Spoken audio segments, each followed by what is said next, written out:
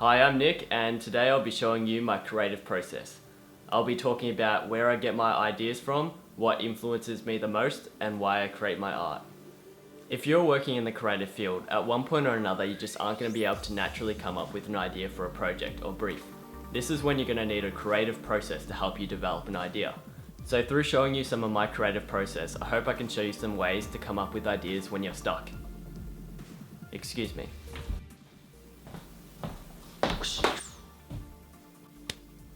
Let's start with the easiest process, and let's get it out of the way quickly. I'm talking about the creative process where you don't need to think. It just naturally comes to you. Within seconds of reading a brief or coming up with a new project, you already know what you're going to be doing. Or you're just walking and suddenly a magical idea hits you smack bang in the head. I have an idea! That's easy. Sometimes you can't explain how you got the idea. It was just natural, as if the idea was lying dormant in your mind. Now you have the idea, you actually have to do it. That's the next step, and we'll get to that later. It's at times when you can't think of an idea which is difficult. In this situation, you have a choice. You could wait, and wait, and wait, and then wait some more for that one magical idea that comes naturally. It'll come eventually if you wait, but maybe by that time, your deadline expired 2 years ago. So what you gonna do? You need a creative process. So what's my creative process when I'm stuck?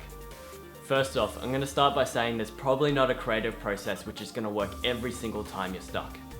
It's not like saying if you multiply 15 by 7 and then divide it by 0.6, you're going to get an artwork. Nope.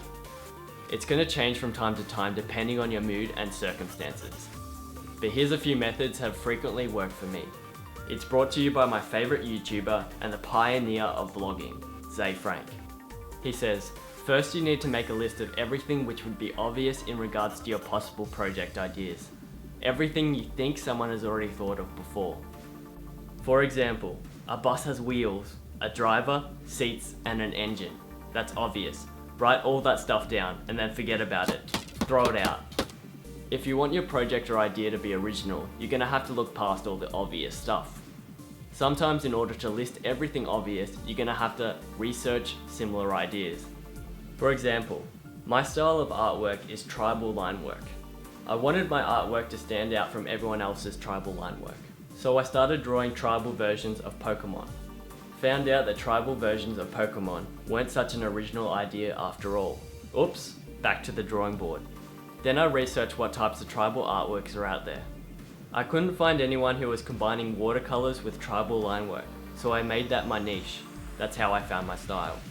In some cases you might not be able to come up with a totally original idea. So find that list of obvious ideas again. Pick an obvious idea, but let's change the lens that we're viewing it from. Let's magnify it and focus on a little detail that most people won't notice. Let's borrow the bus example again. Whose job is it to design the yellow handles on a bus? Let's zoom out and look at the big picture. Why aren't there more bus lanes going in and out of the city? Let's change our perspective. How would someone who's grown up isolated in the Amazon jungle experience their first ride on a public bus? You don't always have to look outside the box. You can also look inside the box, but change your angle or even your dimension. Every time you think of something in a different way, write it down. Every time you see something cool like a pattern, a character, or an artwork, write it down or quickly draw it or take a photo. Through this habit, you create a database of ideas. Without creating my database of ideas, I wouldn't have been able to come up with this idea for an artwork. I saw an artwork by DeviantArt artist Kinko White who painted a beautiful acorn. I added the image to my bookmarks, and when it came time to draw my next artwork, I thought of it as a reference. It's going to take some hard work to make a list of these things. If it doesn't come naturally, you're going to have to motivate yourself to do it. Otherwise, you're just going to end up procrastinating and justifying your procrastination to yourself. I'm glad we came and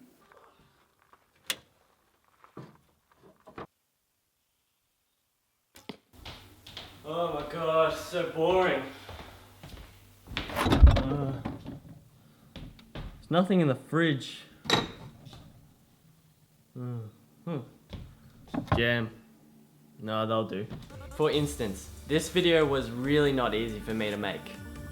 It wasn't coming naturally to me at first. I had to motivate myself into making it. So what am I doing to make it easier on myself to make?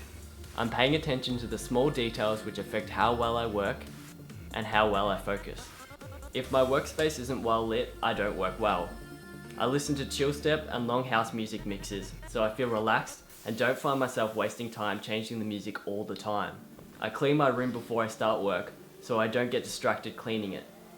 I drink peppermint tea because it seems to trigger me to work hard. I also incorporate little references and my own interest in the projects I'm working on to make it more fun to make. Like in this video, I added in random teleportations and clips of me shooting my bow and working on my car. It's all about noticing what triggers your creative mood and how to maintain it. That's how you turn your unnaturally thought of idea into a project where you can work as if it is your natural idea that you really want to do. The next time you're in your creative zone, take notice of your environment, and when you're stuck, try and replicate that. I guarantee it's going to have a good effect. Finding people who influence you is also very important. Try to find lots of people who create things that you love. Surround yourself with creative people and the creative community. Being involved in that community exposes you to so many new styles, techniques, and ways of creating things. Looking at other people's work is a really quick process of bouncing ideas and styles off each other. You'll find lots of elements and aspects of other people's works which can influence your artwork. These elements and aspects from other people's works can be useful when you need to come up with an idea but you don't have anything yet. You might think it's bad to try and replicate aspects of other people's works in your own work, but you aren't going to end up completely copying their style. Subconsciously, you're going to add in your own strengths, weaknesses, and ideas to these aspects, which will make it your own style. For example, I started drawing scribbles and zigzags on paper. Then I saw tribal artworks on DeviantArt. I started drawing my own versions of them. Then I saw a tribal Pokemon on DeviantArt, and I started drawing my own tribal Pokemon. Saw a tribal artwork with color, so I started using colored textures in my tribal Pokemon. Then I saw lots of watercolor pieces, which influenced me enough to try and combine tribal art and watercolor together. Each time I borrowed a new technique, I ended up automatically modifying it to my own strengths, which made it my own style. So who are my influences? I have so many influences I could not name them all. In every artwork I like, there's always an aspect which I wish I could incorporate into my own work. It could be the way that they use ink, the way they splatter their watercolor, or even just the things they draw. Before each artwork I create, I look at Google Images and search for things similar to what I want to create. There's bound to be lots of images which will help you decide what you want and what you don't want in your artwork. This can be particularly helpful when you don't exactly know what you're going to create yet. Find new styles and techniques to try, even if you think they're beyond your skill set. Push past your creative comfort zone and progress your skills. And that just about brings it to the end of how my creative process works and what I do when I'm stuck for ideas.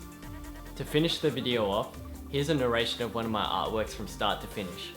This artwork is influenced by DeviantArt users Silver Fists and Agent Pummel. Here it is. Firstly, I sketch out the general shape of the katana. After I have an outline, I begin to randomly draw in the outlines of the organic/tribal shapes. I never have a plan of where the shapes will go until I start actually drawing them in. I then colour in the shapes or leave them as an outline as I see fit. I chose the spikes for the sword as I wanted them to reflect the sharpness of the blade itself. I don't always ink all of the outline of a shape. I like to break up the outline into many small intricate parts as seen in the super guard and the top of the blade. The grip is then created to resemble a Polynesian tribal style. To do this, I need to use a ruler to create the straight and sharp lines. I use heaps of thin and thick lines to break up the handle shape. The multiple lines also add in lots of detail, which looks quite similar to a wrapped handle.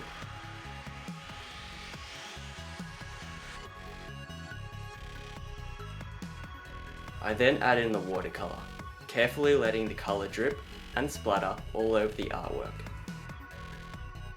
To finish off the drawing, I re-ink and fix up the small imperfections of the line work off the camera. And that's it. I hope this video helps you out next time you're stuck for ideas.